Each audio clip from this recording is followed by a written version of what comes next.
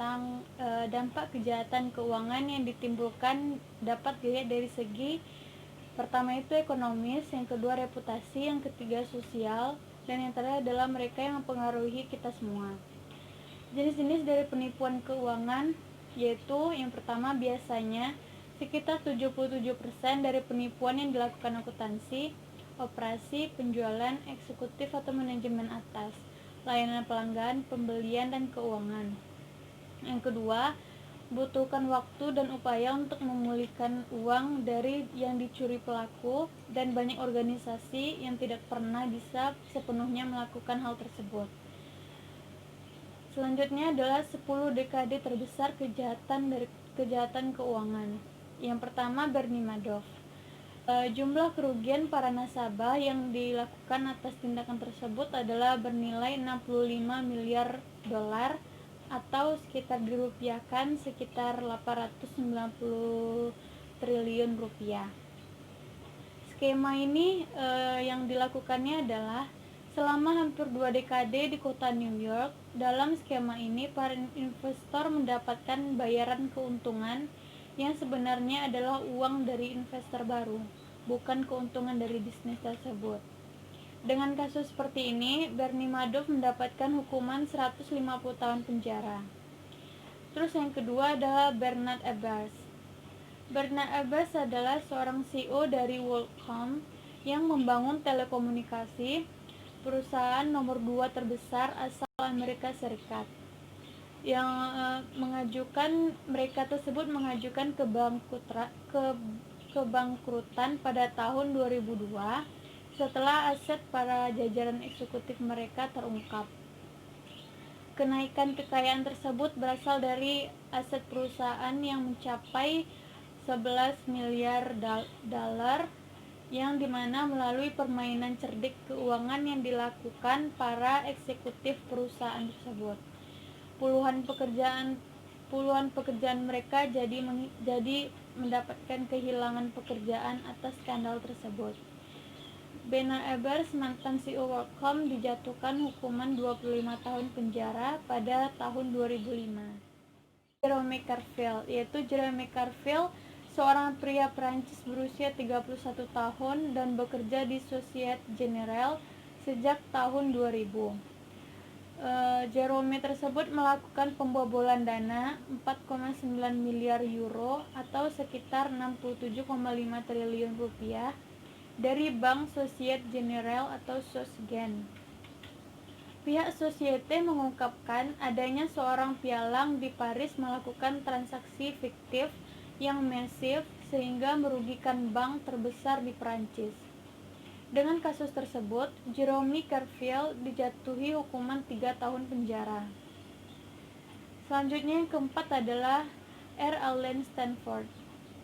Dia adalah miliarder mantan perencana keuangan ini dihukumi penjara selama 10 tahun karena menjalankan penipuan penggandaan uang menggunakan skema Ponzi. Dia diperkirakan menjalankan uang klien mencapai 7 miliar US dollar, dan Stanford telah masuk penjara sejak Desember 2011. Yang kelima adalah Tom Peters. Menurut pemerintah, Peters tertarik melakukan investasi besar-besaran dari dana lindung nilai dan lembaga lainnya. Rupanya untuk membeli barang elektronik konsumen dan menjualnya kembali ke toko kotak besar nasional seperti Costco dan BJ's. Tapi tidak ada yang seperti itu membeli dan menjual. Dengan kasus tersebut, Tom Peters mendapatkan keuntungan yang berjumlah 3,65 miliar dolar. Dan Tom Peters mendapatkan hukuman yang dijatuhi 30 tahun penjara dan seumur hidup. Yang keenam, Richard Scrisi. Di akhir tahun 1990-an, CEO dan pendiri dari HealthSouth, Richard Scrisi, mulai menginstruksikan karyawan untuk menggelambungkan pemasukan dan pendapatan bersih perusahaan.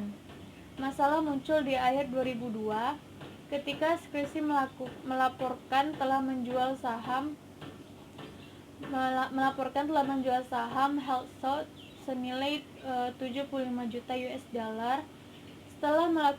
Setelah mengumumkan kerugian, skandal itu akhirnya terungkap pada Maret 2003. HealthSouth melakukan pemalsuan sekitar 1,4 miliar US dollar dan dia dijatuhi hukuman 6 tahun 10 bulan. Yang ketujuh adalah Scott Rosen, menduduki jabatan sebagai kepala firma hukum South Florida. Rosenfeld Adler mampu menipu investor dengan nilai 1,4 miliar US dollar antara 2005 dan 2009. Ia meyakini investor melalui dokumen palsu.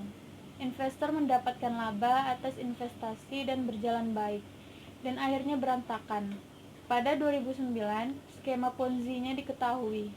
Rothschild melarikan diri ke Maroko dengan jutaan dolar milik investor.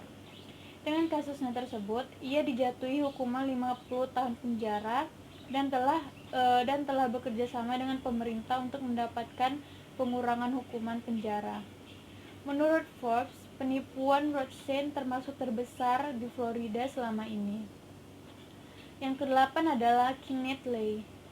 Pada tahun 2001, energi besar Enron dan CEO Lay ditangkap untuk menyembunyikan kesehatan yang buruk dari akuntansi perusahaannya. Mengalami kebangkrutan. Kebangkrutan ini adalah kebangkrutan perusahaan terbesar yang pernah ada. Pemegang saham kehilangan lebih dari 1 miliar dolar dan Lay dinyatakan bersalah pada tahun 2006 atas 6 jumlah penipuan dan konspirasi dan 4 tuduhan penipuan bank. Tapi dia meninggal karena serangan jantung. Pada tahun yang sama tersebut sambil menunggu hukuman juga.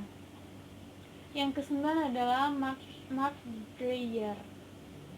Mark Dreyer adalah seorang pengacara populer yang menjual surat berharga fiktif untuk melindungi nilai dana dan klien kaya lainnya.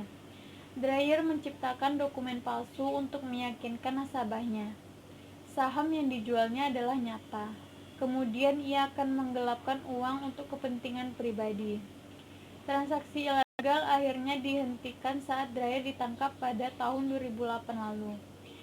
Dan dari hasil penyelidikan, Dreyer diperkirakan telah melakukan penipuan mencapai 400 juta US dollar dan ia pun akan dikenakan 20 tahun penjara. 10 adalah Samuel Israel. Israel dulu dihukum karena menipu investor dengan mitra Daniel Marino lebih dari 450 juta dolar. Menggunakan BOW-nya, kelompok dana lindung nilai menghadapi 20 tahun penjara. Tahanan berbasis di Connecticut eksekutif memalsukan miliknya bahwa ia bunuh diri pada Januari 2008, tetapi kemudian ia menyerahkan dirinya kepada polisi. Dengan kasus tersebut, ia dijatuhi hukuman 20 tahun penjara. Selanjutnya saya akan membahas tentang 10 skandal korporat terburuk secara global. Yang pertama itu ada Waste Management Skandal tahun 1998. Anderson juga terlibat dalam pengadilan atas data akuntansi yang dipertanyakan mengenai pendapatan yang berlebih sebesar 1,4 miliar dolar. Dari Waste Management, gugatan diajukan oleh SEC atas penipuan laporan keuangan selama lebih dari 5 tahun. CEO pendiri yaitu Dan Bantrock dan auditor perusahaannya Arthur Andersen. Yang kedua, Enron Skandal pada tahun 2001. Komoditas energi dan layanan perusahaan, pemegang saham kehilangan 74 miliar US dollar. Karyawan kehilangan masa pensiunan mereka. Akuntan dan ribuan pekerjaan mereka hilang. Mereka juga menyimpan utang besar dari neraca. CEO dari Enron Skandal ini adalah Jeff Skilling dan former CEO dari Kenley. Yang ketiga adalah WorldCom Skandal pada tahun 2002. Perusahaan telekomunikasi. Dalam perusahaan ini, aset meningkat sebanyak 11 miliar US dollar, menyebabkan 30.000 kehilangan pekerjaan, dan sekitar 180